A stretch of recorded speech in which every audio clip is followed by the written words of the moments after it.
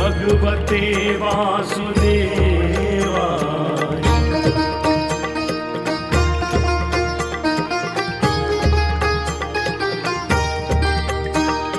कृष्णाय वासुदेवाय हरये परमात्मने प्रणतः क्लेशनाशाय गोविन्दाय नमो नमः।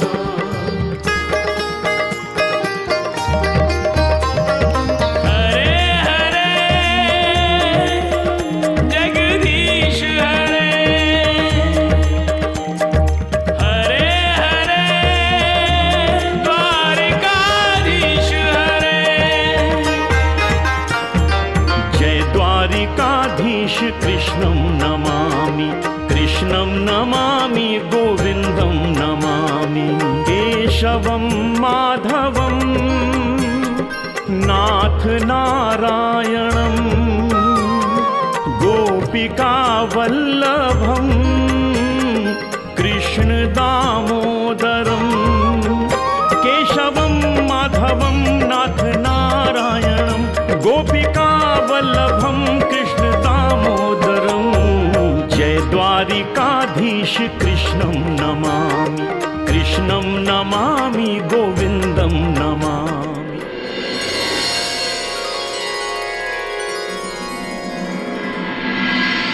देवियों, ऐसा प्रेम, ऐसा सत्कार, रहने दीजिए इतना कुछ। हर रोज मांगेंगे तो आप ही लोग कष्ट पाएंगी। हे द्वारकाधीश, ऐसी झूठी आस मत रखिए। आज आपका पहला जन्मदिन है हमारे साथ, इसलिए तो इतनी सेवा हो रही है। ऐसा प्रतिदिन थोड़ी ना करेंगे हम। कान्हा, अभी अभी जन्मे हो और 3-3 ब्याह भी रचा लिए।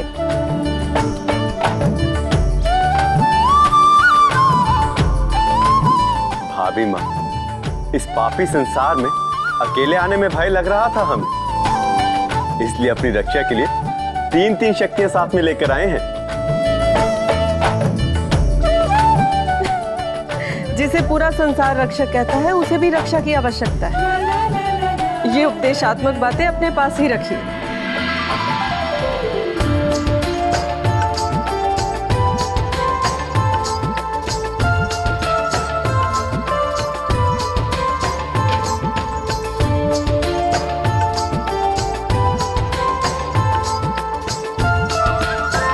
जन्मदिन की बहुत बहुत बधाई कान्हा।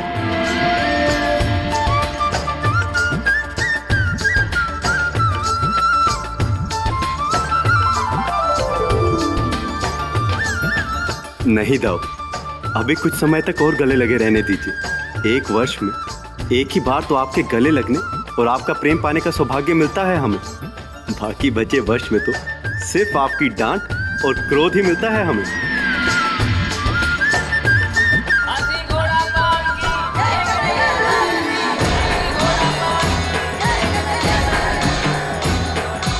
कान्हा, पूरी द्वारका तुम्हारा जन्मदिन मना रही है।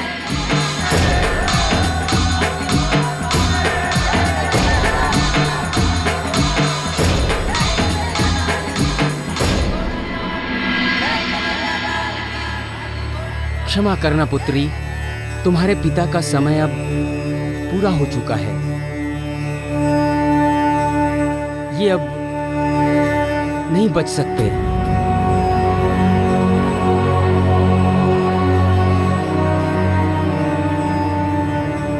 नहीं,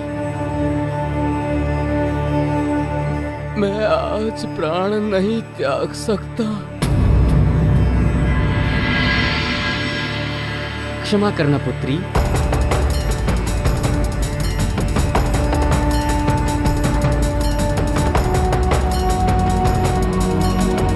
आज नहीं मर सकता।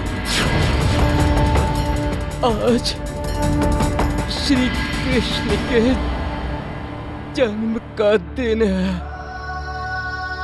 बेटा, तू मुझे श्री कृष्ण तक ले चल, मुझे उनके दर्शन करा।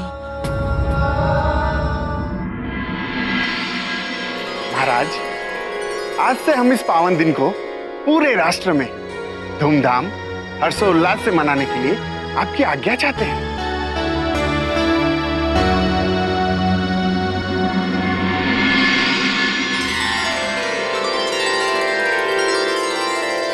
अक्रूर जी, मैं आपकी भावनाओं का बहुत सम्मान करता हूं, किंतु मेरी आपसे एक विनती है। मुझे हर्ष मंगल गान और मंगल नृत्यों से ना होगा। मुझे तो हर्ष तब होगा जब मेरे जन्मदिन पर सब चेहरों पर सुख होगा।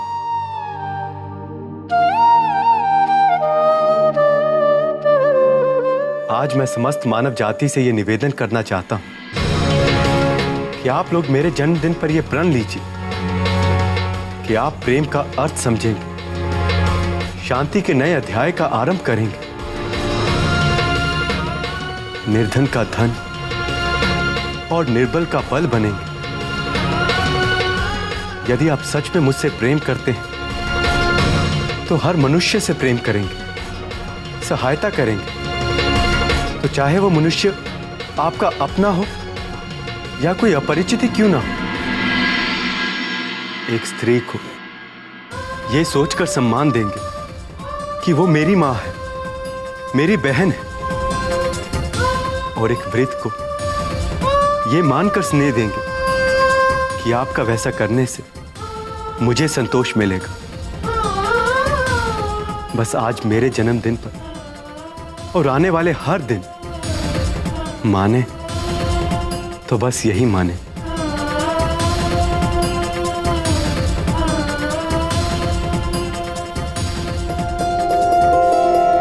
कृष्ण की इच्छा को आगे बढ़ाते हुए हम ये आप सबसे कहना चाहते हैं कि आज महल के द्वार सब लोगों के लिए खोल दिए जाएं। जो कोई भी मेरे कान्हा के दर्शन करना चाहेगा, आज वो अपने मन में पूरी श्रद्धा और प्रेम रखकर यहां पर आए। कृष्ण उसे दर्शन अवश्य देंगे।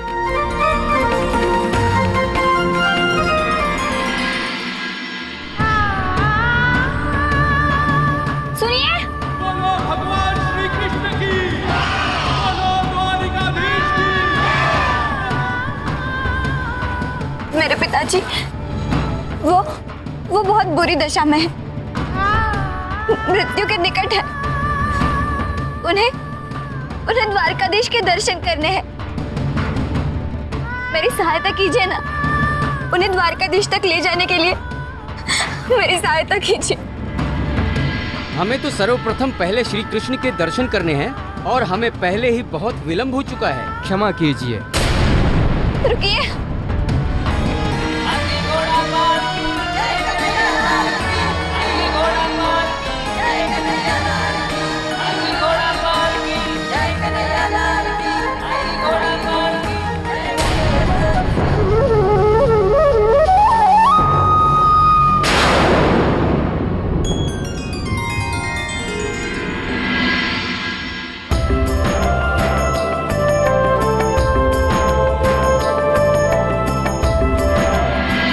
द्वारकावासियों, आज हमारे प्रिय श्री कृष्ण के जन्म का पावन दिन है। आज हम आपके हृदय सम्राट कृष्ण के जन्म के बारे में पूरा वृतांत सुनाएंगे। आज आप जानेंगे कि आपके प्रिय कान्हा धरती पर कैसे अवतरित हुए थे। कहते हैं, जब जब धरती पर पाप और अधर्म बहुत बढ़ जाता है तो धर्म की रक्षा और स्थापना करने के लिए ईश्वर धरती पर पधारते हैं। वो ऐसा ही समय था। देवकी मैया और पितृ वासुदेव के विवाह के दिन आकाश से एक ऐसी भविष्यवाणी सुनाई थी। रे शक्ति और अहंकार के मद में चूर दुष्ट कंस, संसार का उद्धार और तेरा संहार करने स्वयं प्रभु देवकी के 8वें पुत्र के रूप में धरती पर अवतार लेने जा रहे हैं। कंस हुआ भयभीत, भूला बहन और भाई का नाता परम पुनीत। आगे क्या हुआ? दुष्ट कंस को मृत्यु का भय ऐसा सताया कि उसने सारे रिश्ते नाते भूलकर मैया देवकी और पितृ वासुदेव को बंदी गृह में डलवा दिया।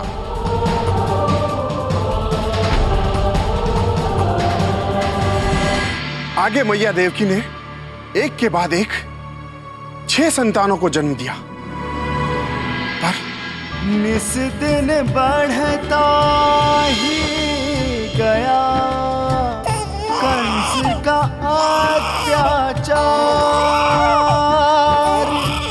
एक एक करके दिया 6 बच्चों को मार।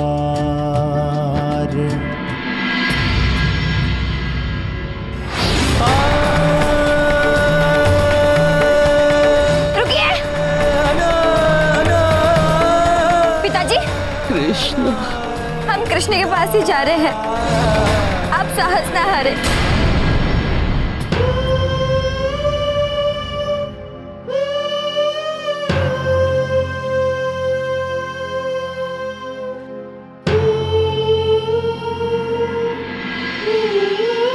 और तब आया वो क्षण जब दुख के बादल को चीरकर रात के अंधेरे में मानो सूर्य की एक किरण धरती पर पहुंची हो।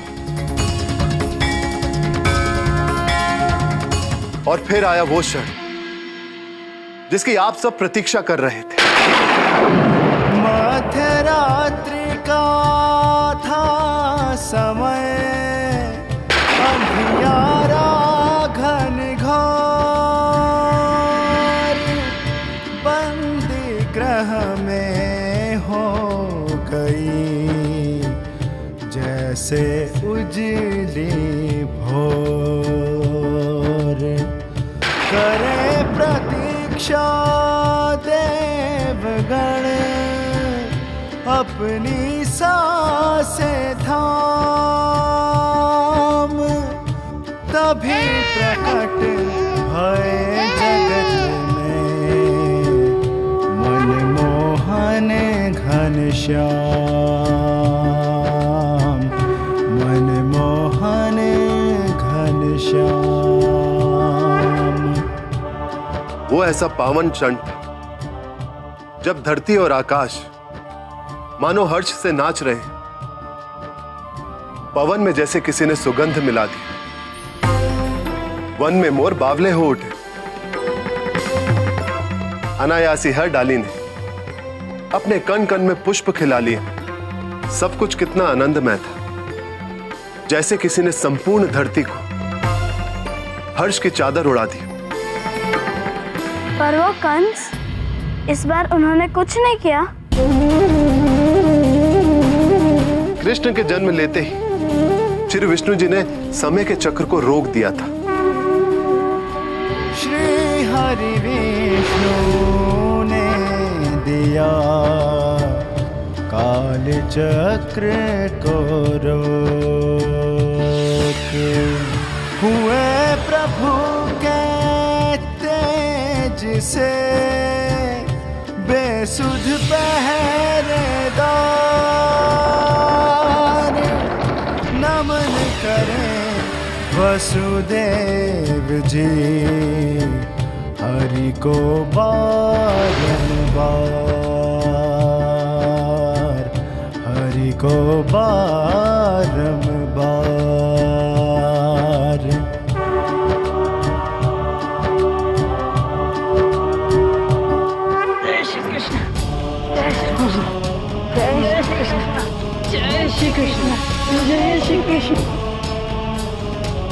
पिताजी, हम बस पहुंच ही गए हैं, कुछ ही क्षणों में द्वारकाधीश के दर्शन करो।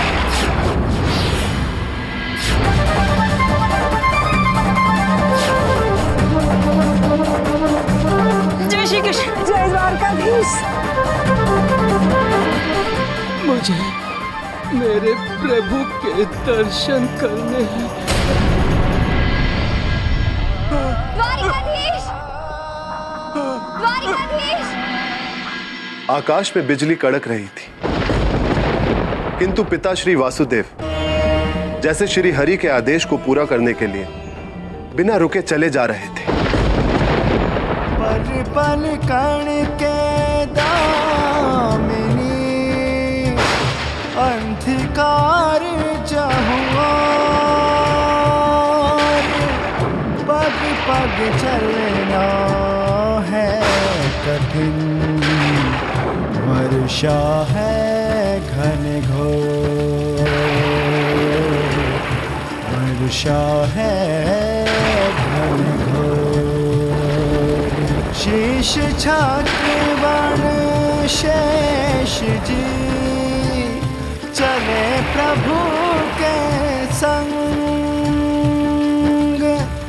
यमुना जल बढ़ने लगा, उठने लगी तरंग।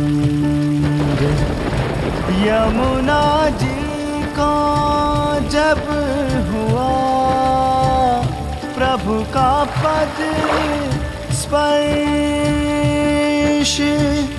बढ़ी हुई लहरें सभी घटने लगी सहर्ष। शिशु को ले वसुदेव जी नंद भवन में आए, मात यशोदा के निकट प्रभु को दियो लिटाए, प्रभु को दियो लिटाए।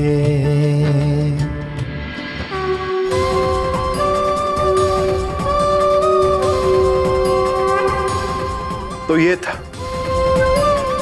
हम सब के प्यारे कृष्ण के जन्म का वृतांत।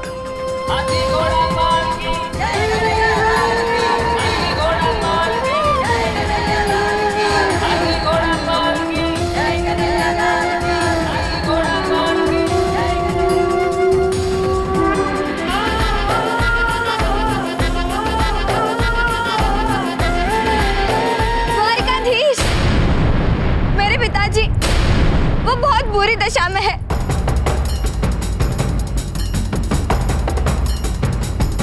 मेरी सहायता कीजिए। कान्हा, कहाँ जा रहे हो तुम? मेरी सहायता कीजिए कान्हा।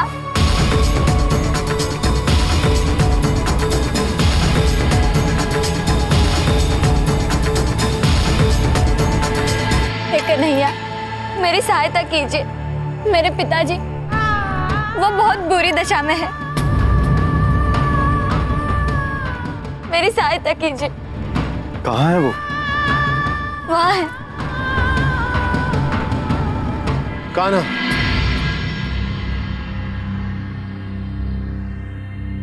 हम उन्हें यहां पर लाने के लिए सैनिकों को भेज देते। नहीं दाऊ, मैंने कहा था कि मेरे जन्मदिन पर मुझे हर्ष तभी होगा जब निर्बल तक पहुंचकर उसकी सहायता की जाएगी, चाहे वो कोई अपरिचित ही क्यों ना हो।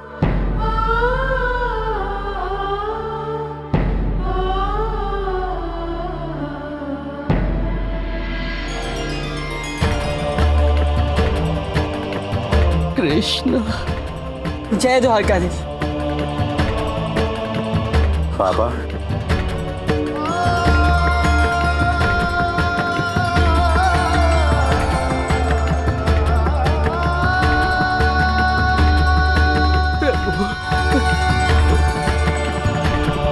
प्रभु, द्वारिकाधीश, आपने अपने भक्त की लाज रख ली। अब मैं शांति से जा सकूंगा।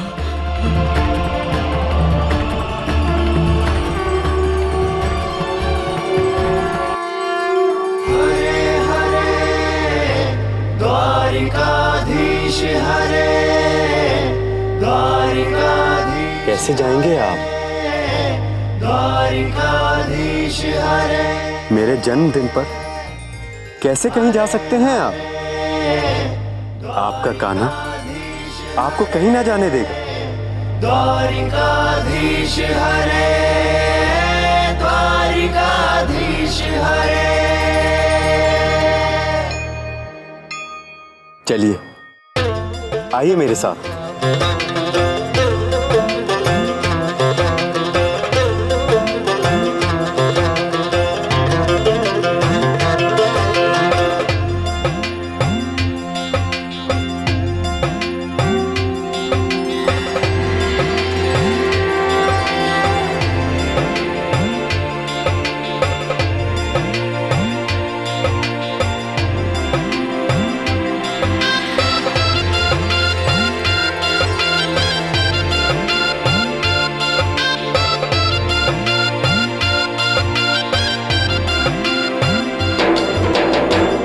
द्वारिकाधीश तुम्हारी जय हो, द्वारिकाधीश जय हो, द्वारिकाधीश तुम्हारी जय हो, द्वारिकाधीश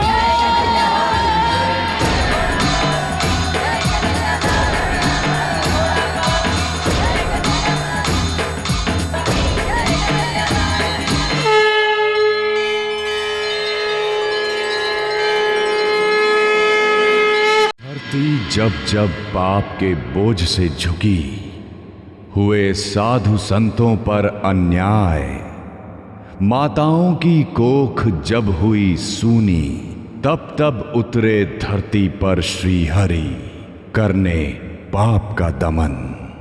कुछ ऐसा ही समय आज भी है जब धरती पर अन्याय और अत्याचार अपनी सीमाएं लांघ रहा है। श्री हरि के अवतार श्री कृष्ण से जब सारा संसार पुकार लगा रहा है, त्राहि माम, श्री कृष्ण के वो कर्म पूरे करने का समय है ये, जिनके लिए उन्होंने इस धरती पर अवतार लिया है।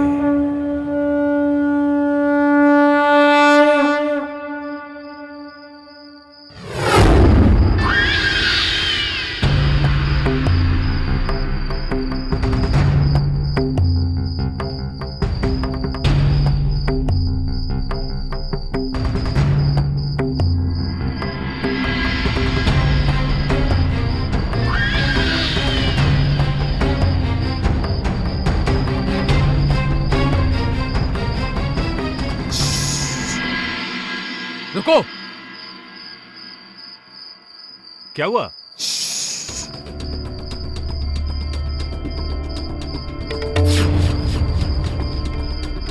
सुनिए, हमें प्यास लगी है।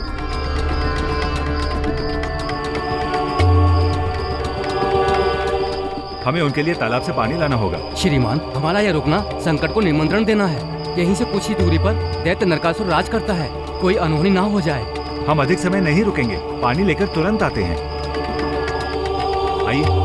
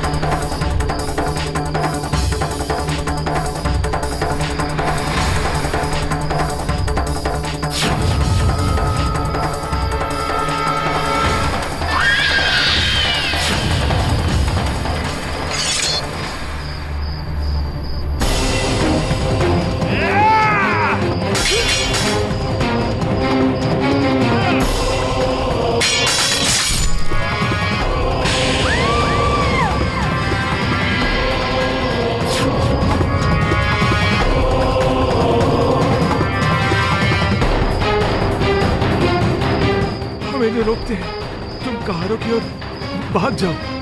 नहीं, वो तुम्हारी रक्षा करेंगे। जाओ। हम आपको छोड़ के कहीं नहीं जाएंगे। नहीं, जाओ।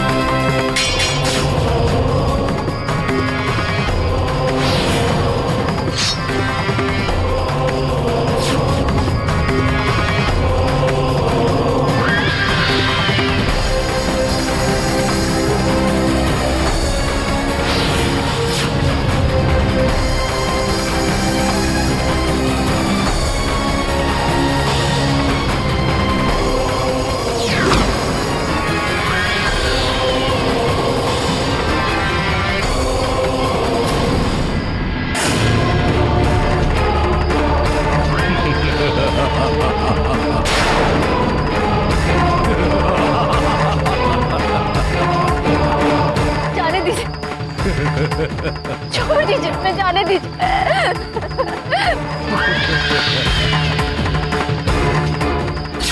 रूपमती!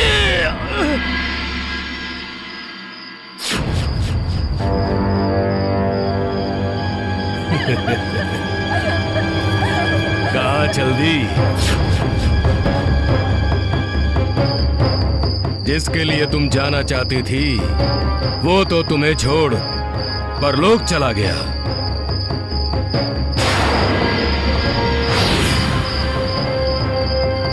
अब तुम नरकासुर की संपत्ति हो।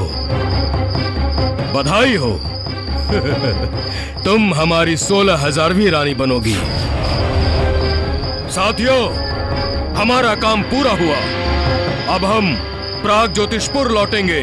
इस सुंदरी को धूमधाम से अपनी 16,000वीं रानी बनाने के लिए। चलो।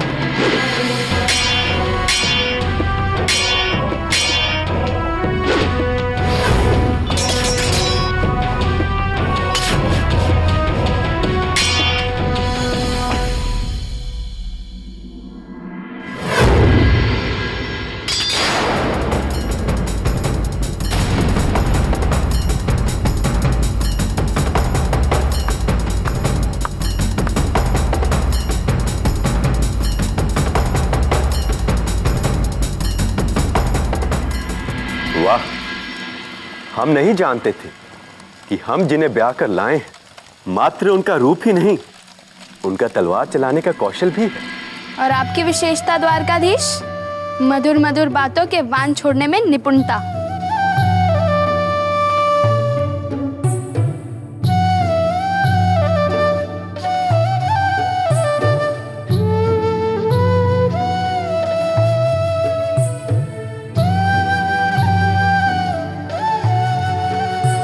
ऐसा नहीं है कि हमें आपके हाथों में तलवार देखकर कोई आपत्ति है, किंतु एक स्त्री के लिए यह सब सीखना आवश्यक है क्या?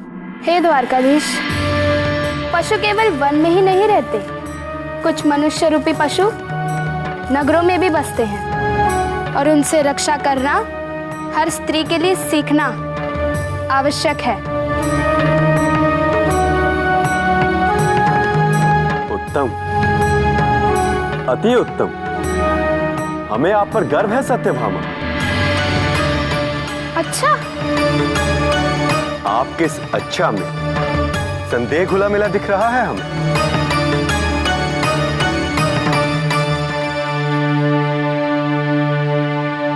सत्यभामा, आप हमारा विश्वास कीजिए, हमें अति प्रिय हैं आप। ओह, यदि ऐसा है तो द्वारकाधीश का अधिकतर समय रानी रुक्मिणी का कक्ष क्यों खा जाता है?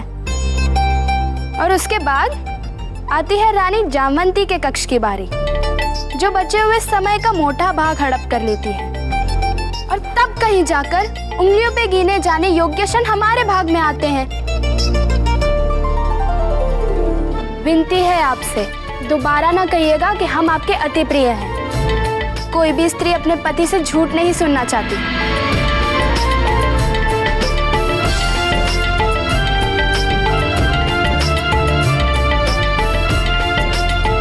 हे सत्यभामा, रुक्मिणी और जामवंती आपकी बड़ी बहनों जैसी हैं, और वैसे भी आपसे पहले उनका मेरी रानी के रूप में द्वारका में प्रवेश हुआ था, अतः उनके साथ बिताए गए मेरे समय का बुरा ना माने आप। हमें आपका उनके साथ बिताए हुए समय का नहीं, हमारे साथ ना बिताए हुए समय का अधिक बुरा लगता है द्वारकाधीश। आप या कोई भी हमें स्वार्थी कहे या कुछ और, हम जानते हैं कि अपने पति के प्रेम और समय पर अधिकार जताना हमारा अधिकार है। यदि हम कहें कि श्री कृष्ण हमारे हैं, किसी और के नहीं, तो क्या गलत कहा? ब्याह कर लाए हैं आप हमें। कुछ गलत नहीं कहा आपने। आज के बाद हम आपके साथ अधिक समय बिताने का प्रयत्न करेंगे। आपसे भिक्षा नहीं मांगी है कि अभी से आप अधिक ध्यान देना हमें आरंभ करेंगे। अपना अधिकार मांगा है, पूरा समय आप हमें देंगे।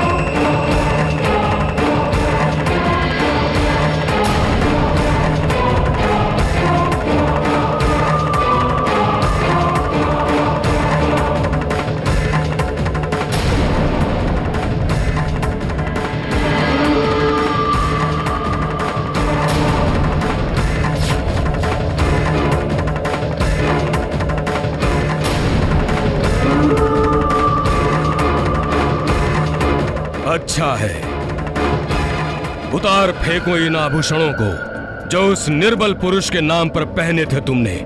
हम अपने आभूषणों से तुम्हारे इस सुंदर शरीर को ढक देंगे।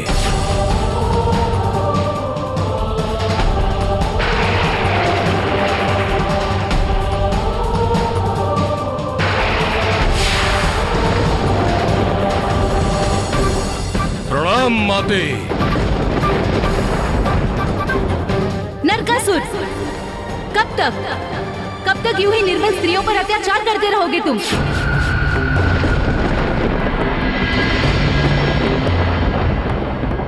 जाने कितनी ही कन्याओं का जीवन अपने पाप और वासनाओं से बांधकर बर्बाद कर चुके हो तुम।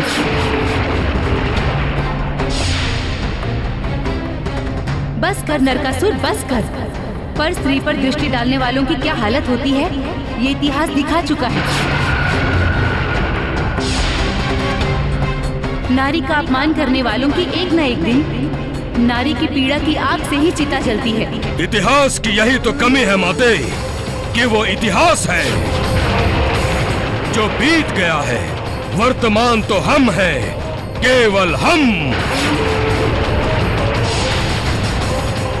और वैसे भी हम कुछ गलत नहीं कर रहे, हम तो अपनी ही सुरक्षा कर रहे हैं।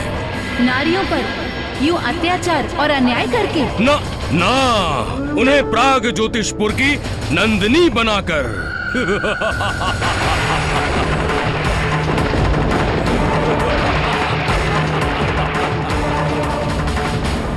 ये तू नहीं, तेरा भाग्य तुझ पर हंस रहा है पुत्र।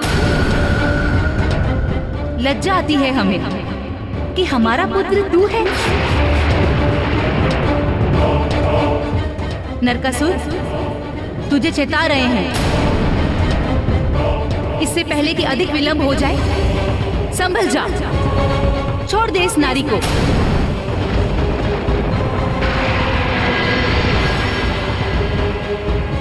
क्षमा करे माते, यदि मुझे छोड़ना ही होता तो इसे पकड़ता ही क्यों? आप अपना कार्य कीजिए और मुझे अपना कार्य करने दीजिए। प्रणाम माते।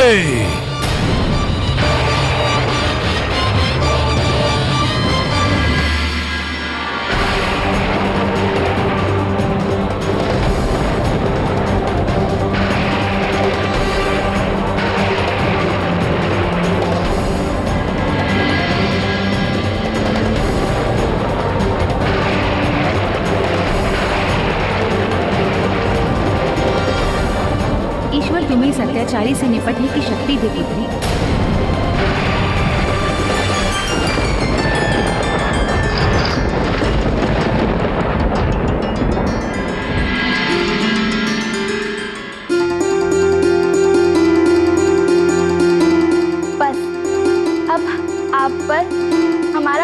अधिकार है। हम आपको किसी के साथ नहीं बांटने वाले, ना रुक्मिणी ना जामवती के साथ। प्रणाम महारानी जी। रुक्मिणी जी के कक्ष में द्वारिकाधीश की प्रतीक्षा हो रही है। नहीं, जाके कह दो रुक्मिणी से श्री कृष्ण सत्यभामा के साथ है। यही रहेंगे वो, कहीं नहीं जाने वाले।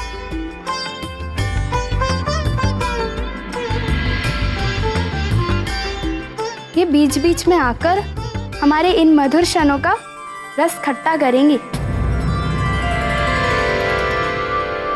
जाओ, जाके द्वार बंद करके आओ। देवी, महारानी जामवती ने संदेश भिजवाया है कि वो श्री कृष्ण जी की राह देख रही हैं। उनसे कह दो कि श्री कृष्ण अभी नहीं आ सकते।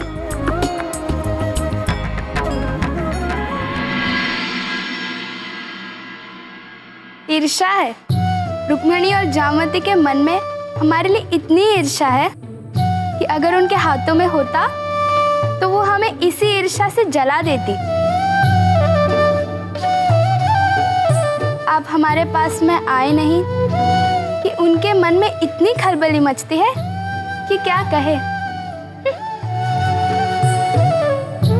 मचती है तो मचती रहे, हम श्री द्वारकाधीश को कहीं नहीं जाने देंगे।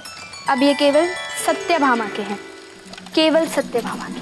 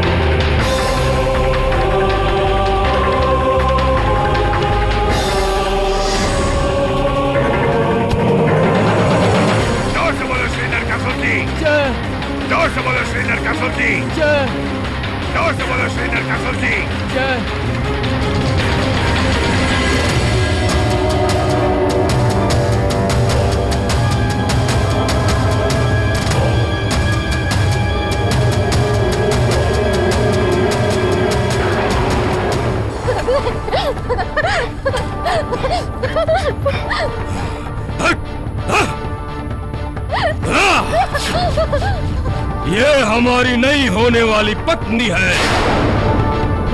अच्छे से श्रृंगार करो इसका, और ऐसा श्रृंगार करना कि तीनों लोक में हलचल मच जाए। इसके रूप को देखने के लिए स्वयं इंद्र भी पृथ्वी पर उतर आए।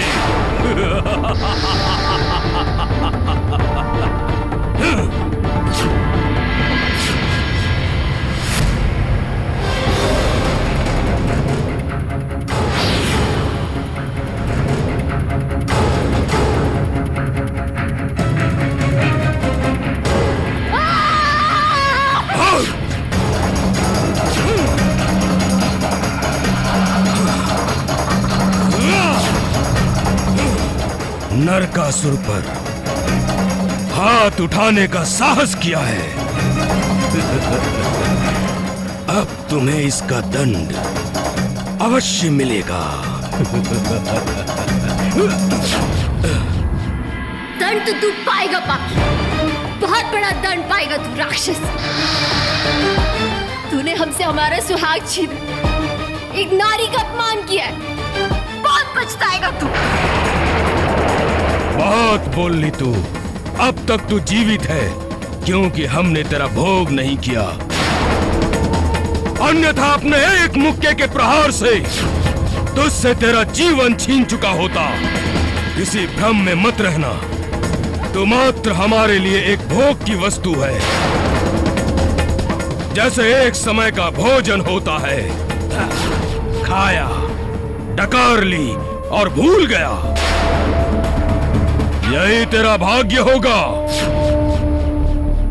आज के बाद पूरे संसार में किसी का योग्य नहीं छोड़ेंगे हम तुझे। अब तू जिएगी केवल हमारे लिए, मात्र हमारे द्वारा नोचे खसोटे जाने के लिए। मारे निकट ना आना पापी, निकट ना आना मारे। तुझसे अपवित्र होने से तो अच्छा है हम अपने प्राण दे देंगे। लेकिन एक बात ना भूलना तू पापी, तेरे पापों का बोझ अब इतना हो गया है, स्वयं तुझसे न उठेगा अभी। आज तू ईश्वर भी मेरी पुकार सुन रहे, वो तेरा संहार कर इस धरती से अपवित्रता का नाश करेंगे। ये मेरा श्राप है तुझे।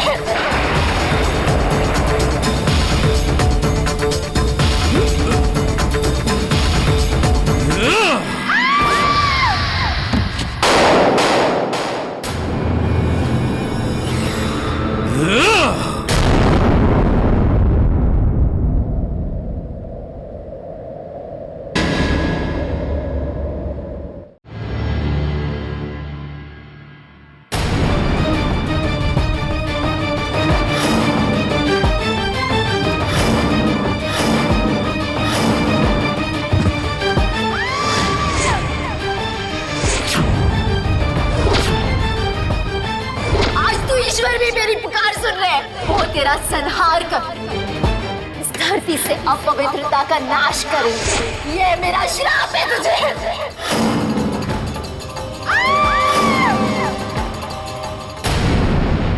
क्या हुआ?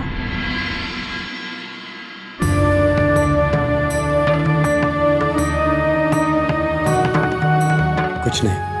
कहीं आप इस समय हमें छोड़कर रानी रुक्मिणी के कक्ष में तो नहीं जाने की सोच रहे थे? नहीं, अब आप सो जाएं। देखिए, आप कोई चाल ना चलिएगा, हमें क्रोध आ गया ना तो बहुत बुरा होगा। अब तो आपके क्रोध से हमें भी भय लग रहा है। हम कहीं नहीं जा रहे, आप सो जाएं। आप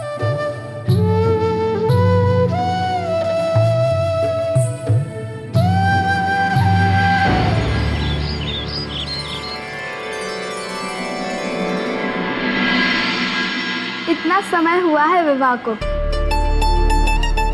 और अपने हाथ से आपको भोजन कराने का सौभाग्य ही नहीं मिला हमें। आज पकड़ में आए हैं आप, कहीं नहीं जाने देंगे।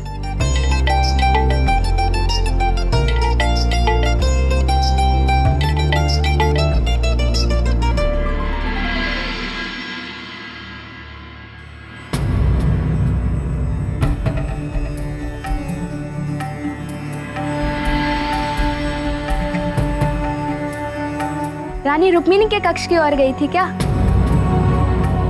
हंगामा मचा होगा ना वहां तो।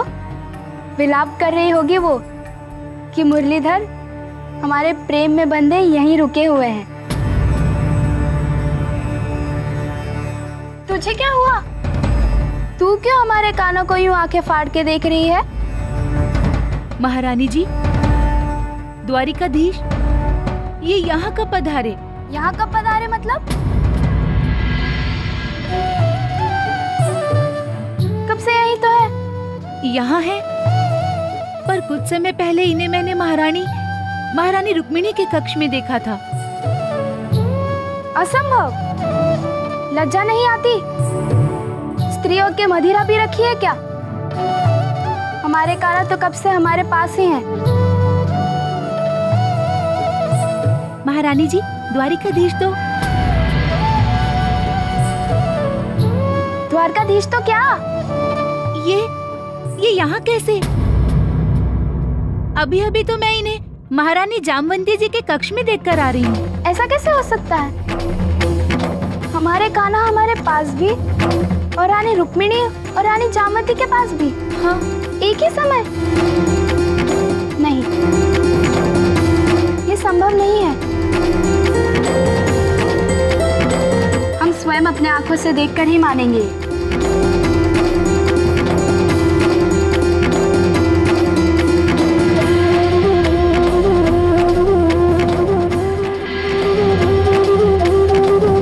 कहाँ देखा तुमने द्वारकाधीश को? जामवंती जी के कक्ष में नहीं, रुक्मिणी जी के कक्ष में। हाँ हाँ, वही देखा मैंने उन्हें। क्षमा करे महारानी, महारानी रुक्मिणी जी श्री कृष्ण के साथ एकांत में हैं। हटो।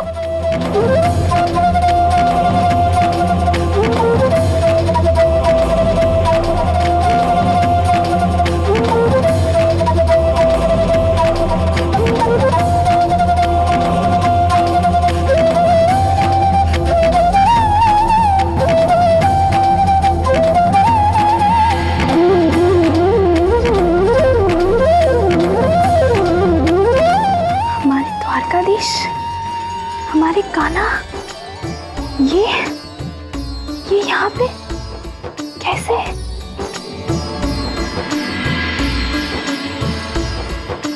हुई सत्यभामा दुखी, लगे जगत निसार, कोई कैसे बाटे भला अपने पति का प्यार। मन ही मन में सोचती, कहीं ना जाए बात, विकल हृदय को कर गया असहनीय आघात, असहनीय आघात।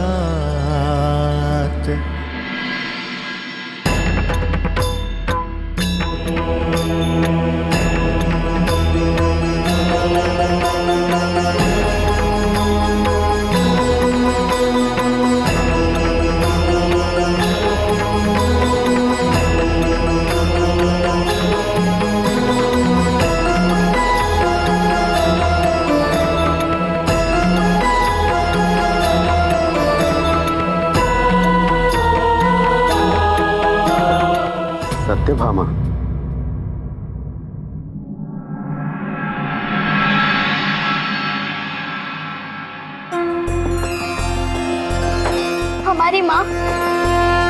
हमारी माँ सदैव हमसे कहती थी कि आप भगवान हो। मैं इसे उनका प्रेम और अंधभक्ति मानकर विश्वास नहीं करती थी, लेकिन आज मैंने भी जान लिया कि ईश्वर ने स्वयं मेरा हाथ थामा है। नहीं सत्यभामा, मैं ईश्वर नहीं हूं। अच्छा, तो आप एक ही समय तीनों रानियों के साथ कैसे हो सकते हैं? ये तुम्हारा भ्रम है। तुम मुझसे इतना प्रेम करती हो कि हर ओर तुम्हें मैं दिखता हूं। यदि हमने ही देखा होता तो बात अलग होती। दासियों ने भी आपको रानी रुक्मिणी और रानी जामवती के साथ देखा था।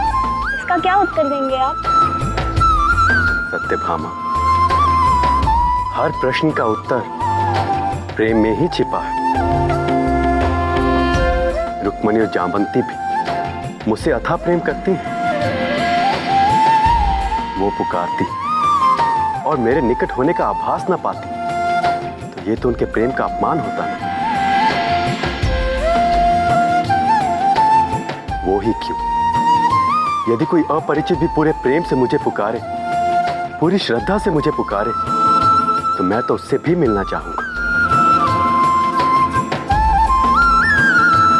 जो तुमने देखा और जो दासियों ने देखा, वो मात्र एक भ्रम था, पर उस भ्रम में भी एक सत्य था, और उस सत्य में भी एक भ्रम। बस बस बस बस, जानती हूँ कि आप बात के छलिए भी हैं। ऐसा गोल गोल उत्तर दिया कि सब कह भी दिया और कुछ कहा भी नहीं।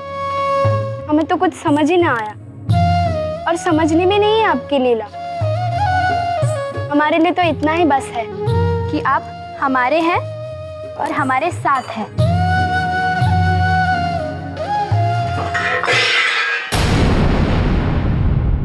अब देख क्या रही हो, उठा।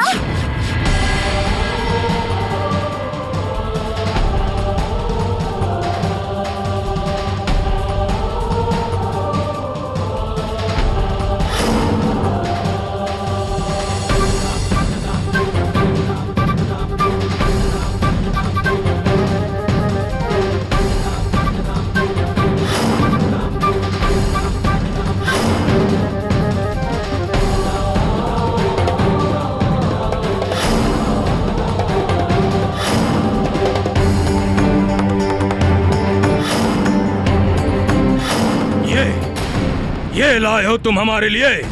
धरती से रूप और सुंदरता समाप्त हो गई है क्या? जाओ जाओ और नरकासुर के योग्य जितनी भी कन्याएं हैं सबको उठा कर ले आओ। जाओ।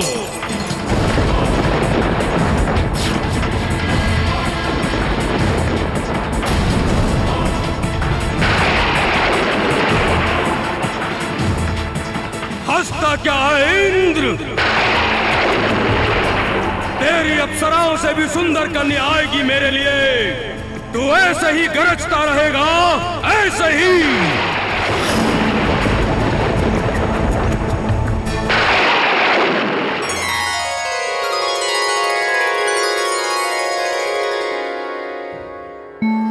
हे देवी, किस चिंता में डूबी हैं आप?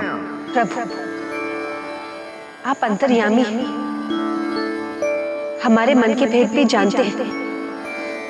तीनों लोकों में भी क्या घट रहा है ये आप सत्य कौन जानता है। नरकासुर किस प्रकार स्त्रियों पर अत्याचार कर रहा है, उनका मान भंग कर रहा है। उसे तो ये भी स्मरण नहीं कि स्त्रियां ही माता होती है। स्वयं पृथ्वी देवी का पुत्र होकर भी पृथ्वी लोक में अपने कर्मों से प्रलय मचा रखी।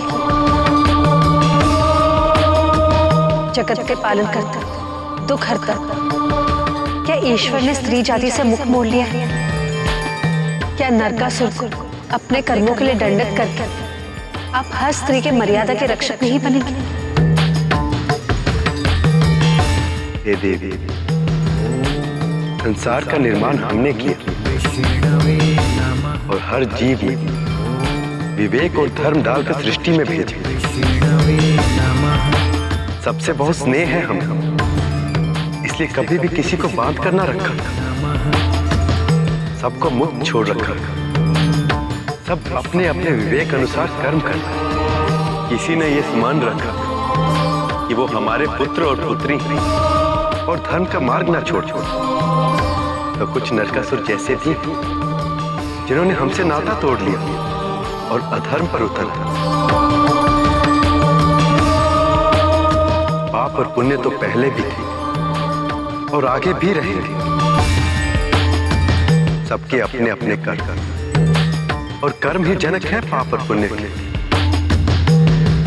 किंतु जब जब अधर्म की आंधी धर्म के सूर्य को ढकने लगेगी, जब जब सृष्टि में पाप और पुण्य का संतुलन बिगड़ेगा, तब पाप के बोझ को कम करने और धर्म की स्थापना करने के लिए हम किसी न किसी रूप में अवश्य अवतरित होंगे।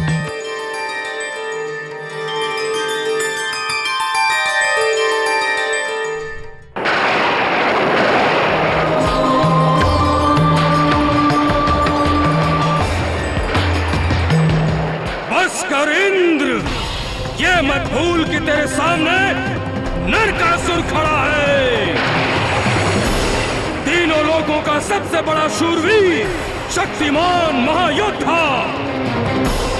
हम तुझे आदेश देते हैं कि बंद कर अपनी ये मेघ लीला, हटा अपनी ये बादल, ये बिजली।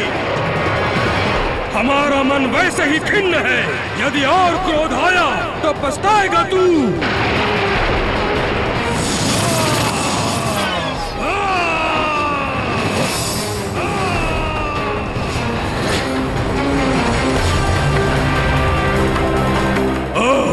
तो हम पर वार किया तुमने, नरकासुर पर पहला वार कर युद्ध छेड़ रहा है।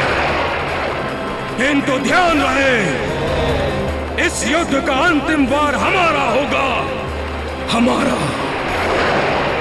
अपनी ये बिजलियां कड़का के स्वयं तुमने अपनी मृत्यु को निमंत्रण दिया है।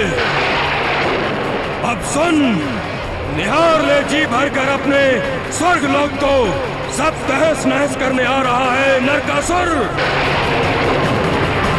बड़ी सुंदर अप्सराएं है ना तेरी, अब तुझे मृत्यु दे। तेरी उन अप्सराओं का हरण और उनका भोग करने आ रहा है नरकासुर।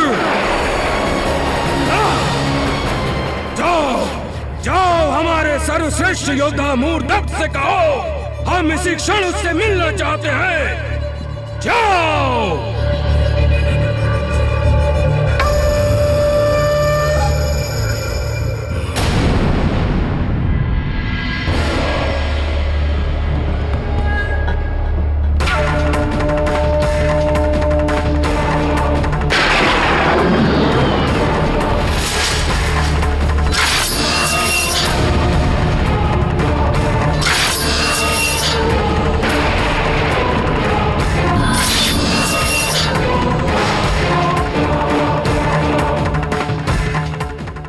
महाराज नरकासुर आपसे शीघ्र भेंट करना चाहते हैं।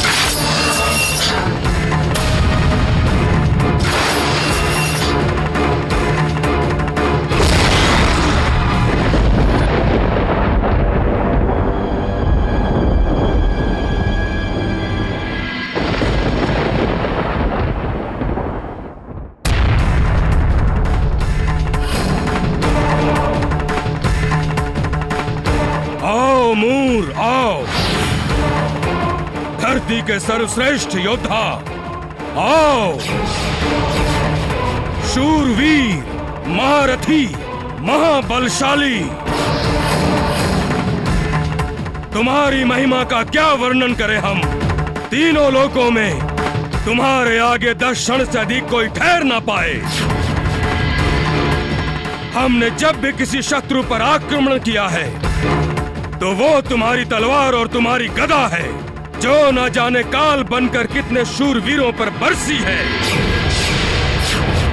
ए दैत्य शिरोमणि मूर, देवराज इंद्र ने शत्रुता मोल ली है हमसे, उसे परास्त कर मृत्यु देनी है। इंद्रलोक पर शीघ्र ही चढ़ाई करनी है हमें।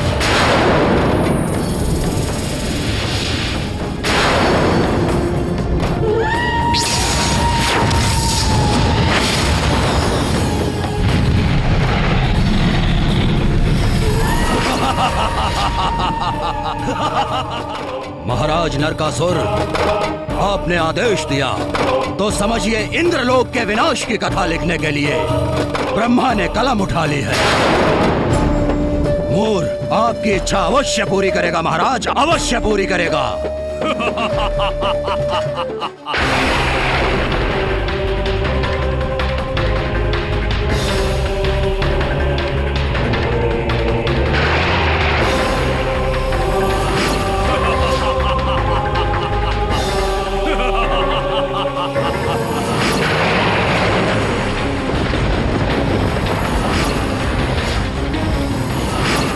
ईश्वर भी मेरी पुकार सुन रहे हैं। वो तेरा संहार कर इस धरती से अपवित्रता का नाश करेंगे। ये मेरा श्राप है तुझे।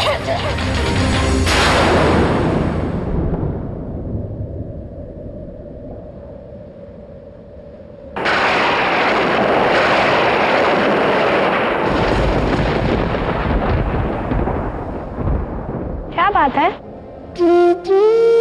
कल रात से आप बहुत चिंतित दिख रहे हैं। आप सोई नहीं? आप हमारे साथ अपनी चिंता नहीं बांटेंगे? कहीं बहुत बड़ा अन्याय, बहुत बड़ा अत्याचार हो रहा है। कहाँ कान्हा? कौन किस पर अन्याय और अत्याचार कर रहा है?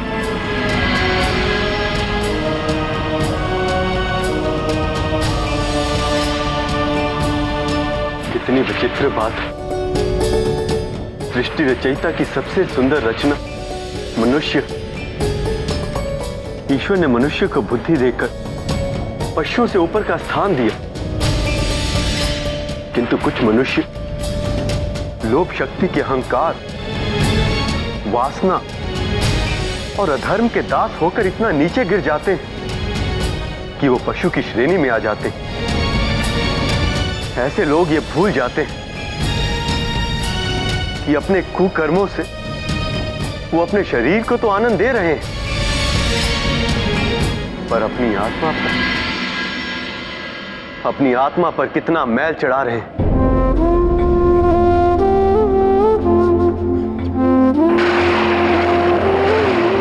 ये आंधियां,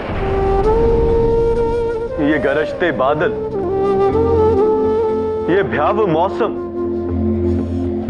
ये सब इस बात का संकेत दे रहे हैं कि कहीं कोई अधर्मी पशु अपने पाप का बोझ बढ़ा रहा है, कहीं कुछ बहुत बुरा होने जा रहा है।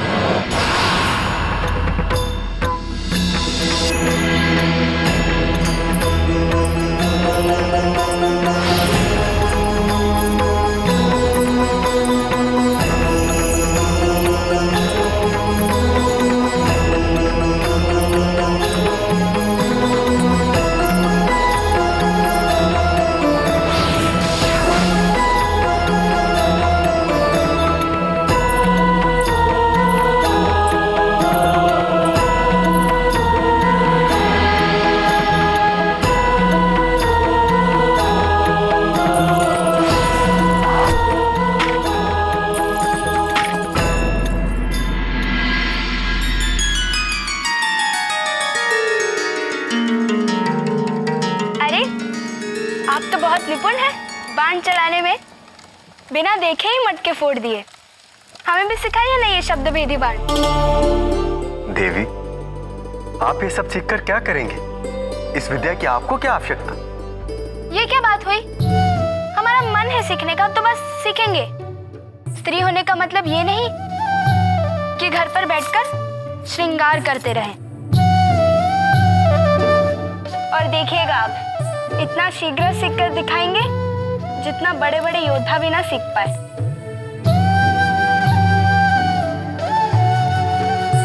देवी, इससे अच्छा तो ये होगा कि आप कोई ऐसी विद्या सीखें जो आपके जीवन में उपयोगी हो। मैं अभ्यास इसलिए करता हूं क्योंकि मैं एक योद्धा हूं। युद्ध करना मेरा कर्म है, किंतु आपका युद्ध लड़ना तो दूर, आपको तो युद्ध भूमि तक जाने की आवश्यकता तक ना पड़ेगी। तो ये हट क्यों? हट किस बात की?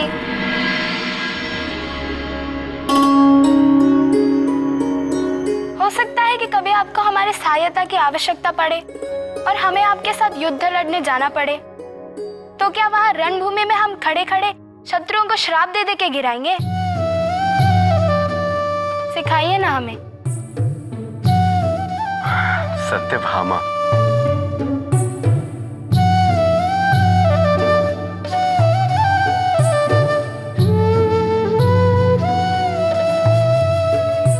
आप निश्चिंत रहें, आपको हमारे साथ रणभूमि में आकर हमारी सहायता करने का अवसर कभी ना मिलेगा।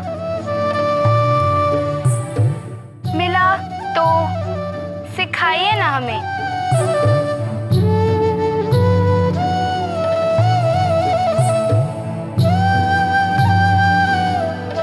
नहीं मिलेगा। नहीं, पर मिल ही गया तो? अरे कहा ना, नहीं मिलेगा। और हम कह रहे हैं मिल ही गया तो?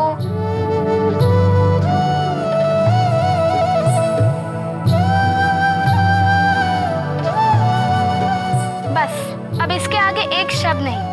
अब हमें सिखा रहे हैं, बताइए क्या करना है।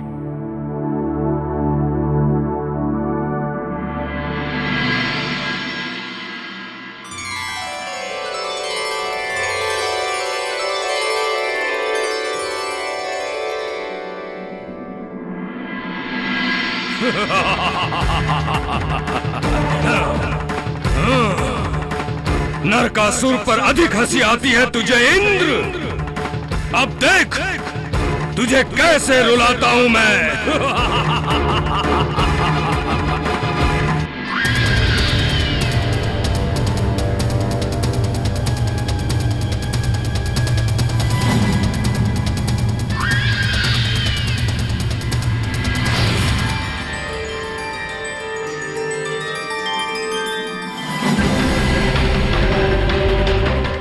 मूर, इंद्र को उसके मधुर सपने से जगाने का समय आ गया है।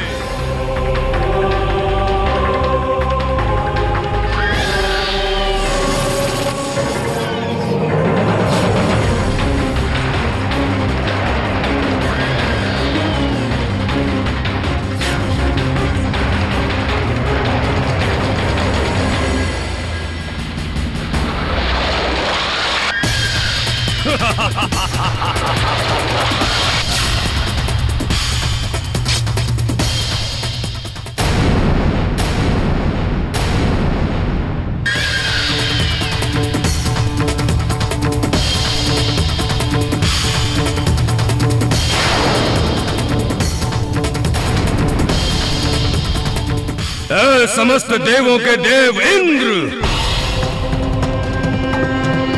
सुन घोष अपने काल का इंद्र। अब काल तेरे द्वार पर आ गया है। बहुत सुख भोग लिया तूने और तेरे देवगणों ने। अब और नहीं, आज से तेरी सारी अप्सराएं मेरी सेवा में रहेगी। मेरी अप्सराओं को हाथ मत लगाना। अब हंसी नहीं आती तुझे?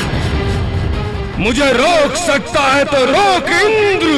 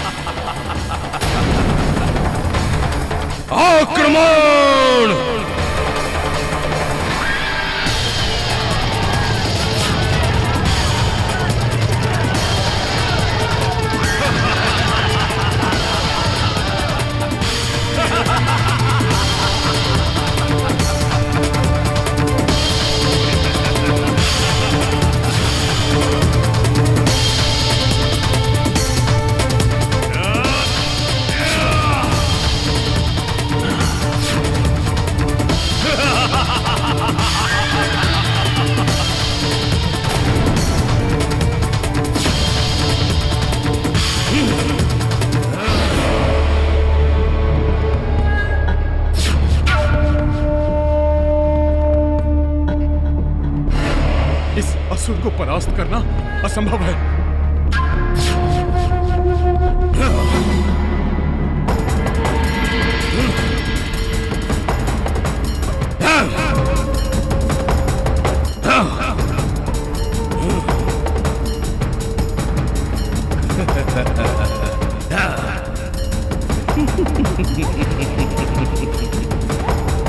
सहायता कीजिए इंद्रदेव, सहायता कीजिए हमारी, सहायता कीजिए हमारी। सहायता इंद्र से नहीं, नरकासुर से मांग मूर्ख, नरकासुर से। आज से नरकासुर ही तेरा देव है और नरकासुर ही तेरा भगवान।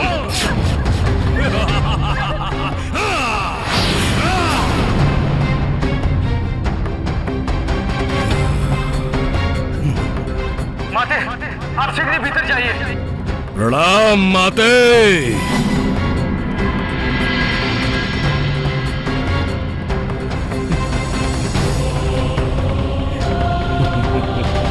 माते, ऐसे कुंडल तो मैंने तीनों लोकों में नहीं देखे। इन्हें मुझे दे दीजिए माते।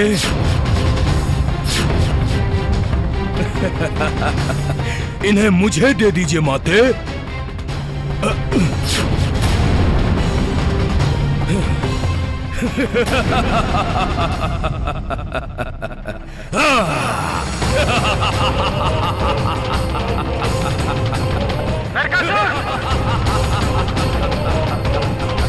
मत कर प्रयत्न अपनी मृत्यु को न्योता देने का इंद्र। आज से तू स्वर्गलोक की बल्कि देवलोक की सीमा से सदा के लिए निकल जाएगा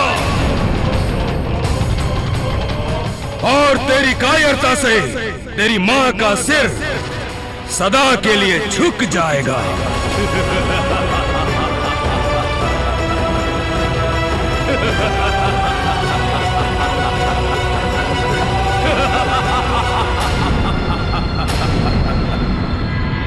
इसे सीधा कस के पकड़िए, वो उंगली ऊपर, ये अंगूठा ऊपर, सीधा देखिए।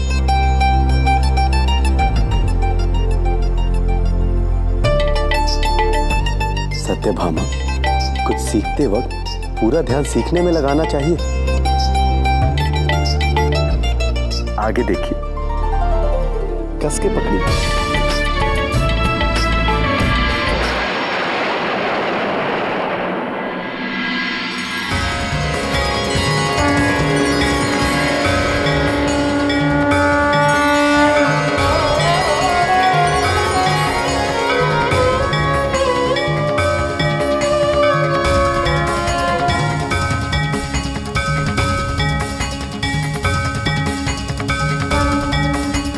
प्रणाम माता आदिति। प्रणाम द्वारिकाधीश। प्रणाम देवराजेंद्र।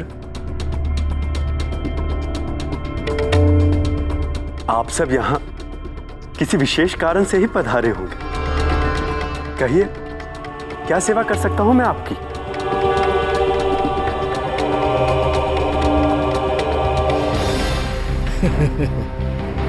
देखो, देखो तीनों लोग, ये देखो, देवराज इंद्र की सारी अप्सराएं अब मेरी संपत्ति हुई।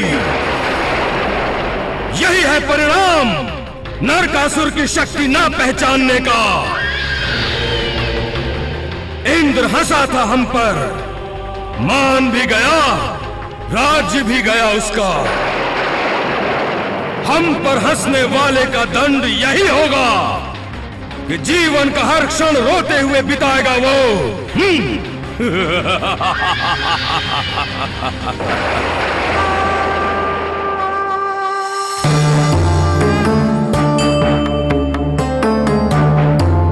प्रणाम माते। नरकासुर, क्यों अपनी माँ को लज्जा रहा है रे पापी? पाप उतना ही कर जितना प्रायश्चित संभव हो। हे माता पृथ्वी, कैसी माता है तू जो अपने पुत्र की वीरता पर गर्व करने के बजाय लज्जित हो रही है। अरे ये धर्म अधर्म पाप पुण्य, ये सब कायरों को भयभीत करने के मोटे मोटे शब्द हैं। तेरा पुत्र धर्म की परिभाषा ही बदलता है। आज से वो जो करेगा वही धर्म है, बाकी सब अधर्म है। आपका भाग्य है जो आप हमारी माता हैं, अन्यथा अब तक ऐसी विवेकहीन बातें करने का दंड पा चुकी होती। कौन है जो हमारा विनाश कर सकता है?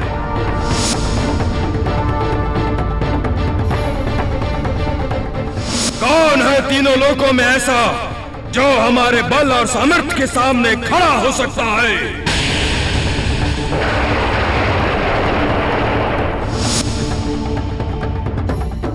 इस भ्रम में ना रहना नरकासुर। इसी धरती पर है वो जो तेरा सर्वनाश करने का सामर्थ्य और शक्ति रखता है।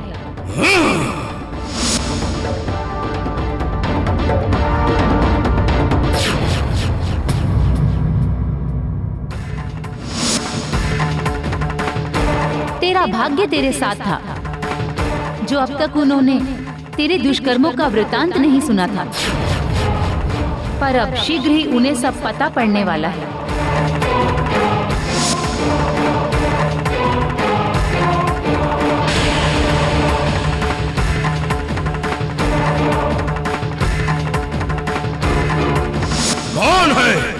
कौन है वो? उसका नाम बताओ। सूर्यास्त से पहले अपनी गोद में मृत्यु लेटा पाएगी तू माता पृथ्वी। विनाश काले विपरीत बुद्धि मूर्ख, तभी तू ऐसी बातें कर रहा है। वो जो है शीघ्र ही तेरे सामने होंगे। सहायता कीजिए। जीवलोक के बाद वो इंद्रलोक तक पहुंच गया है। उसने हमें परास्त करने के साथ साथ हमारी माता का भी अपमान किया है। प्रभु, हम ब्रह्मलोक में गए थे, किंतु ब्रह्मा जी अपने वरदान के आगे विवश है। उन्होंने हमें यही सुझाव दिया कि हम शीघ्रातिशीघ्र आपकी शरण में आए। हे देवराज, बड़े आश्चर्य की बात है, आप सर्व शक्तियों के धनी हैं, उस वज्र के धारक हैं जिसके बराबर का कोई अस्त्र शस्त्र नहीं है। देवताओं की सेना के सेनापति हैं आप, स्वयं एक शूरवीर हैं, तो आप पर नरकासुर ने विजय कैसे प्राप्त कर ली? प्रभु, नरकासुर माता पृथ्वी के पुत्र हैं। बहुत समय पहले एक वन में ब्रह्मा जी से वरदान पाने के लिए उसने घोर तप किया था।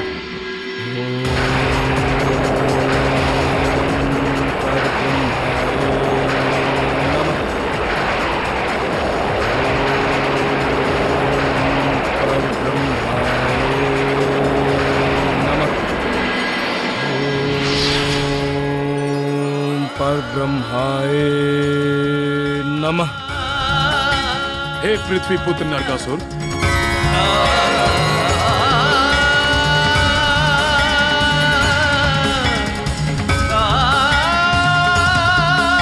प्रणाम ब्रह्मदेव। हे पृथ्वी पुत्र नरकासुर, हम तुम्हारी तपस्या से अति प्रसन्न हुए। मांगो, क्या वरदान चाहिए तुम्हें? हे प्रभु, यदि आप हमारी तपस्या से प्रसन्न हैं, तो हमें सर्वशक्तिशाली और अजर अमर रहने का वरदान दीजिए, ताकि तीनों लोकों में कोई भी मेरा संहार न कर सके।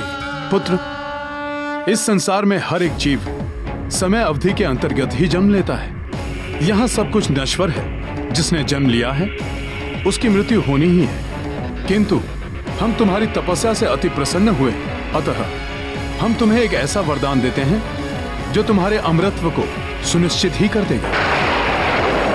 हे नरकासुर, तुम्हें रणभूमि में ना कोई भगवान, ना देव, ना देवी, ना देवता कोई मृत्यु नहीं दे पाएगा। कोई बाण, कोई तलवार तुम्हें छू भी नहीं पाएगी। तुम्हारा मरण मात्र एक स्थिति में निश्चित हो पाएगा। यदि कोई साधारण मनुष्य युद्ध भूमि में अपनी पत्नी को साथ लेकर आए, उसी योद्धा के हाथों तुम्हारी मृत्यु संभव होगी। ऐसा तो कभी संभव होगा नहीं। अतः अप्रत्यक्ष रूप से यह वरदान तुम्हें अमरत्व ही देगा। प्रणाम ब्रह्मदेव। तथास्तु।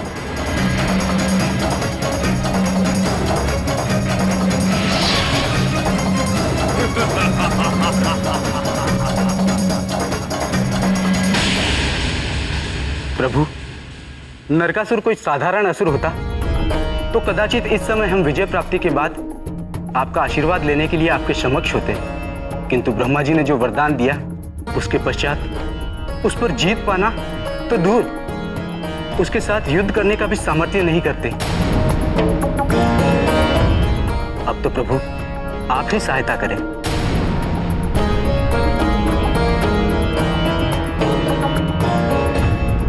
हे देवराज, आप सब देवताओं ने यहाँ पर आकर हमारा मान बढ़ाया, किंतु आप तो जानते हैं कि नरकासुर को यह वरदान मिला है कि उसे वही योद्धा मार सकता है जो रणभूमि में अपनी स्त्री के साथ है। मैं ऐसा कैसे कर सकता हूं?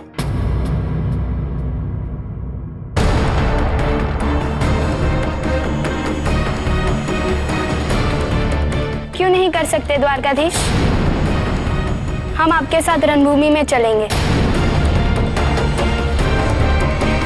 नरकासुर का संहार करने के लिए।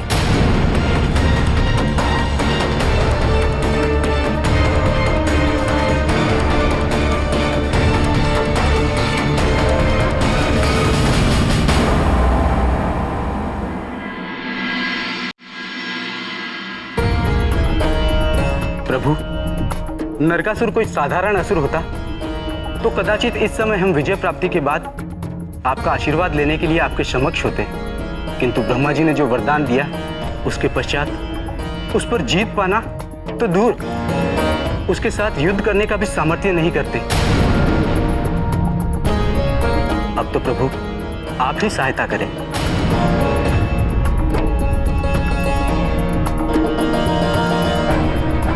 हे देवराज, आप सब देवताओं ने यहाँ पर आकर हमारा मान बढ़ाया, किंतु आप तो जानते हैं कि नरकासुर को यह वरदान मिला है कि उसे वही योद्धा मार सकता है जो रणभूमि में अपनी स्त्री के साथ है।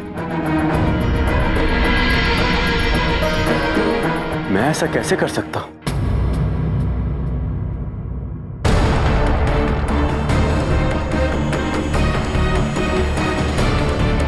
क्यों नहीं कर सकते द्वारकाधीश? हम आपके साथ रणभूमि में चलेंगे, नरकासुर का संहार करने के लिए।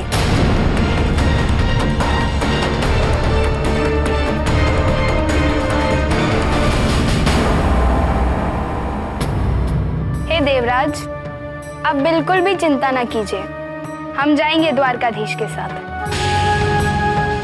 नरकासुर का वध होगा और सब कुछ ठीक हो जाएगा। द्वारिकाधीश की, देवी सत्यभामा की, द्वारिकाधीश की, देवी सत्यभामा की। हे प्रभु, हम जानते थे कि आप हम पर दया करके हमारे कष्टों का निवारण करेंगे। आभार आपका द्वारकाधीश, आपका बहुत बहुत आभार। प्रणाम।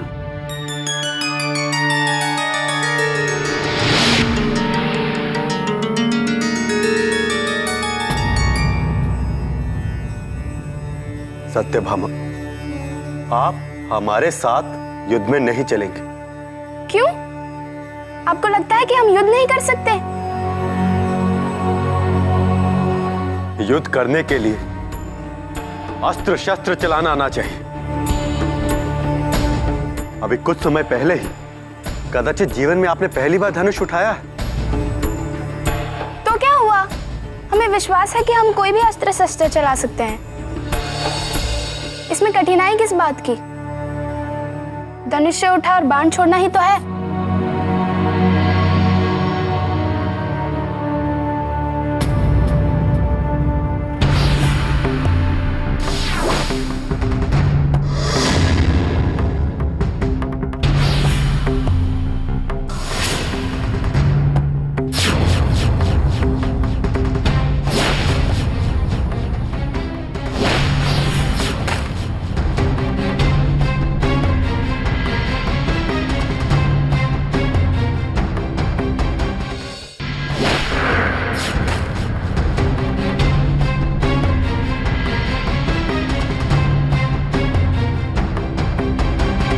सच्चा वीर और वीरांगना वही होता है जो शत्रु के सामने जाकर उसका सिर धड़ से अलग कर दे। हम युद्ध के लिए तैयार है द्वारकाधीश। सत्यभामा, युद्ध करना सरल नहीं। सरल कार्य में तो वैसे भी हमें आनंद नहीं मिलता। नरकासुर एक भारी असुर। सत्यभामा, मैं आपके प्राण संकट में कैसे डाल दूं? प्राणों के मुंह में वीर युद्ध करना नहीं छोड़ते। या फिर आपको लगता है कि नारी में शक्ति नहीं, मात्र भक्ति है? सत्यभामा, मैं किसी भ्रम में नहीं हूं। मैं नारी की ममता और शक्ति दोनों का सम्मान करता हूं, पर इस संसार में सबके कर्म बंधे हुए हैं। कृषि से लेकर व्यापार तक, पूजा अर्चना से लेकर युद्ध तक। आप मेरी बात समझिए सत्यभामा। कदा भी नहीं। मानना तो आपको है। आपकी पत्नी होने के नाते हमारा अधिकार है कि हम आपके कठिन समय में आपसे कंधे से कंधा मिलाकर खड़े रहें। अब जब तक हम आपके साथ मिलकर उस दुष्ट पापी नरकासुर का विनाश नहीं करते, हम चैन से नहीं बैठ सकते। माना, ना कोई बल, ना ही कोई अभ्यास, तब भी इन सबसे कहीं ऊपर है आपका ये मनोबल। कुछ कर जाने की, कुछ पाने की आपकी ये तीव्र इच्छा रणभूमि में तलवारों और बाणों से अधिक इस इच्छा से विजय मिलती है। सौभाग्य हमारा कि आप जैसी स्त्री से हमारा विवाह हुआ, और उससे भी बड़ा सौभाग्य कि आप हमारे साथ युद्ध में चलेंगे।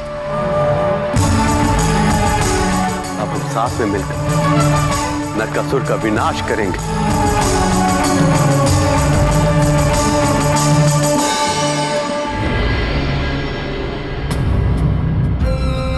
चल, महाराज को मदिरा पान करा। आगे बढ़। कदापि नहीं। कोई बात नहीं। नरकासुर तो सुंदरियों का भक्त है।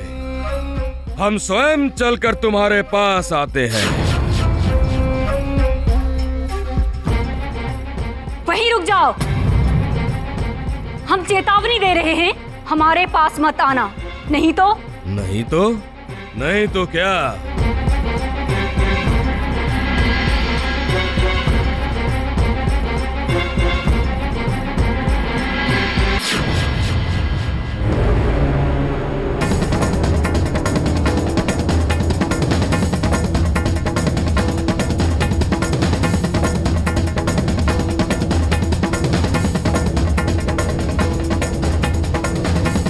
रे नीच, पापी, अधर्म के प्रतीक, बहुत पाप कर लिया तूने। तेरे पाप का ही नहीं, तेरे जीवन का भी अंत होने का समय आ गया है। शीघ्र ही तेरा काल तेरे माथे चढ़ नाचने वाला है। तैयार हो जा अपनी मृत्यु के लिए। अरे क्या काल, क्या मृत्यु! अजय है हम, अमर है हम। अरे मूर्ख, तूने अपनी मृत्यु तो उसी दिन लिखवा ली थी जिस दिन तूने इस मृत्यु लोक में पहली श्वास ली थी। तेरा मृत्यु काल बहुत निकट है। कौन देगा हमें मृत्यु? स्वयं यमराज भी हमारे सामने आते थर थर कांपते हैं। वो जो देवों के देव है, वो जो सर्वशक्तिवान है, वो जिनकी धनुष की तनकार से पूरी पृथ्वी कांपती है,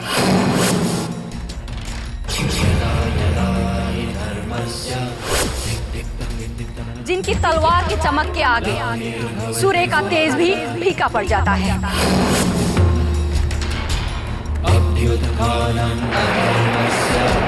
कौन है वो जिनका सुदर्शन चक्र बड़े बड़े पर्वतों को बीच में से काटकर दो टुकड़े करने की क्षमता रखता है।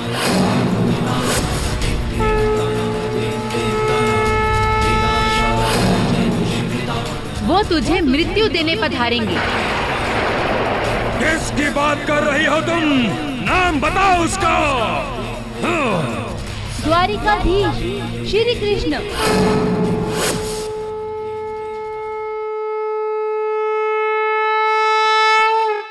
कृष्ण? कौन है ये कृष्ण? वही श्री कृष्ण जिन्होंने तुम्हारे ही जैसे दुष्ट कालेवन से इस संसार की रक्षा की।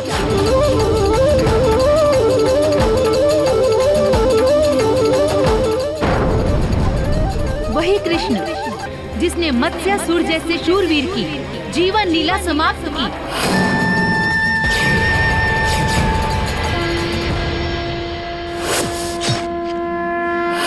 वही कृष्ण जिन्होंने कंस का वध किया। उस कंस का वध जो तुम्हारी ही तरह स्वयं को अमर समझने का भ्रम रखता था।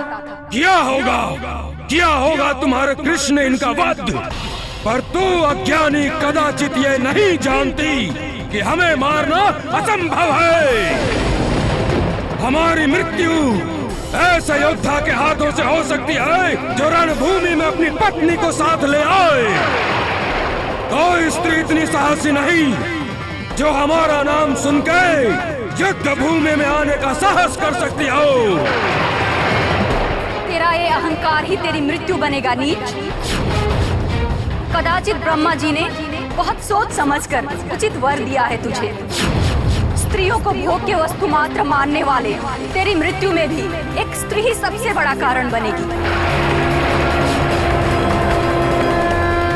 द्वारिकाधीश भी तेरे वध के लिए स्त्री को साथ लिए आ रहे हैं। उनकी पत्नी सत्यभामा उनके साथ है।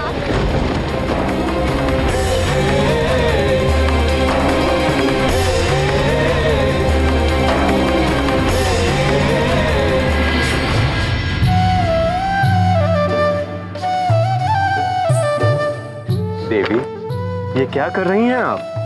रथ की तैयारी कर रही हूँ युद्ध के लिए। हाँ माँ, आप जानती भी हैं कि यहाँ से प्रज्ञ ज्योतिषपुर कितनी दूर है? नहीं, दूरी होगा, तभी तो वहाँ जो कुछ हो रहा है इसकी सूचना ना मिली आपको। हाँ माँ, सत्यभामा, प्रज्ञ ज्योतिषपुर यहाँ से सहस्त्रों योजन दूर है। रास्ते में कई पर्वत, नदी नाले आएंगे जिन्हें ना तो इस रथ में और ना ही पैदल पार किया जा सकता है।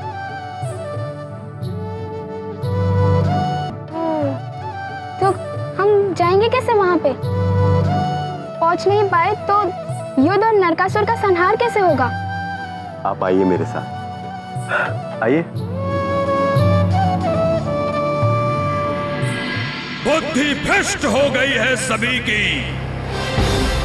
जो ये आस लगाए बैठे हैं कि कोई योद्धा हमें मार डालेगा, हमें नरकासुर को।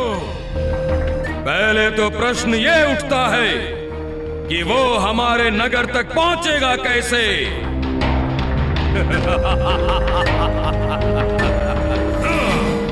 प्राग ज्योतिषपुर चारों ओर से विशाल दुर्गम पर्वतों से घिरा हुआ है। कैसे आएगा वो कृष्ण, वो भी एक स्त्री के साथ? कैसे पार करेगा वो अग्निकुंड? कैसे पार करेगा वो हमारे भयंकर पत्थरों को? कैसे पार करेगा वो हमारे शस्त्रों की वर्षा को? संसार तो सोचते ही डरता है। यदि ये कृष्ण साहस कर आ भी गया तो सीधे काल के मुंह में प्रवेश करेगा द्वारकाधीश कृष्ण, और अकेले नहीं, साथ में पत्नी भी जाएगी काल के मुंह में। मूर्ख, एक और तलवार उठा लाता, कुछ तो काम आती।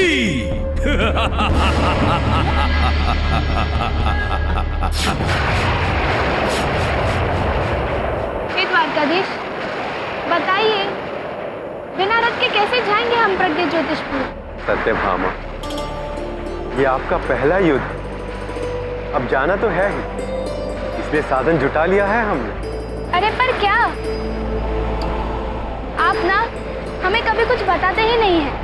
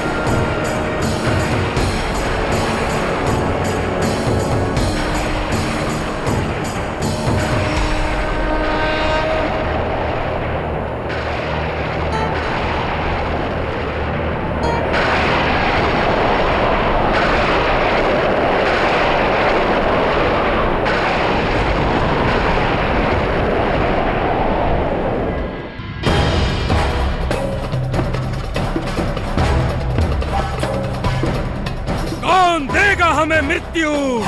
वो जो देवों के देव है, वो जो सर्वशक्तिवान है, द्वारिकाधीश श्री कृष्ण। द्वारिकाधीश भी तेरे वध के लिए स्त्री को साथ लिए आ रहे हैं। उनकी पत्नी सत्यभामा उनके साथ है।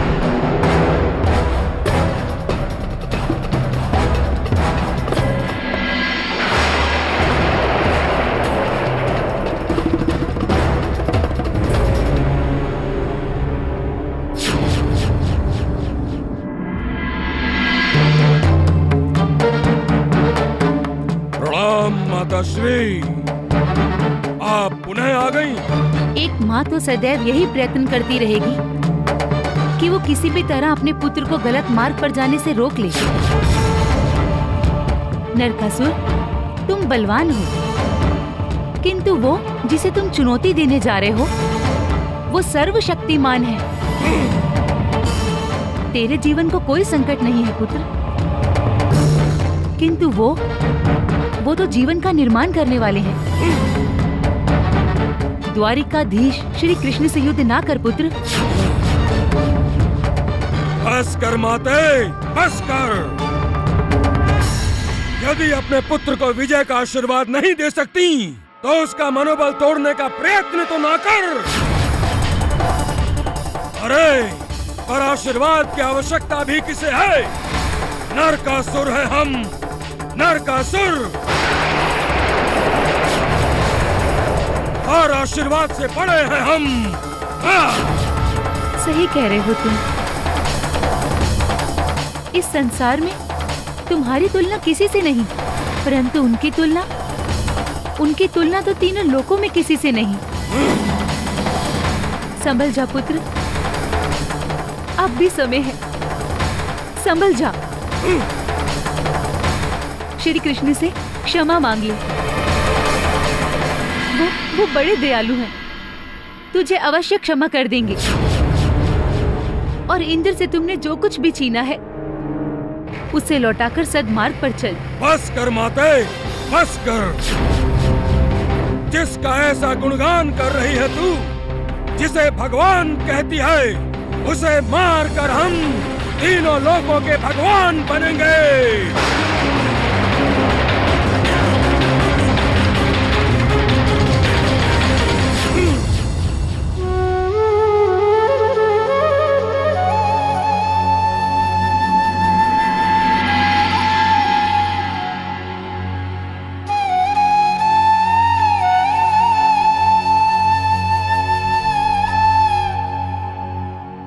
प्रभु तेरी इस मूर्खता के लिए तुझे क्षमा करे।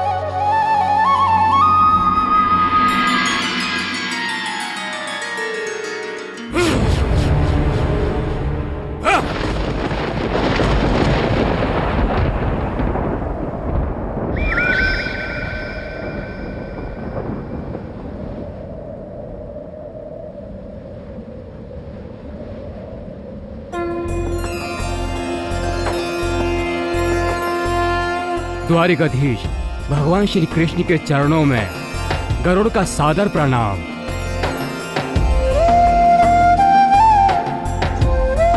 प्रभु, मैं आपकी सेवा में उपस्थित हुआ हूँ। कहिए, मेरे लिए क्या आज्ञा है? गरुड़, हम प्रज्ञ ज्योतिषपुर जाना चाहते हैं। अधर्मी अत्याचारी नरकासुर ने वहां कोहराम मचा रखा है। स्त्रियों के शील का मान न रखने वाले नरकासुर का संहार कर हम समस्त मानव जाति को उसके अत्याचारों से मुक्त करवाना चाहते हैं। प्रभु, आप तो बिजली हैं। चिरकाल तक अब आपकी महिमा की गाथाएं गाई जाएंगी।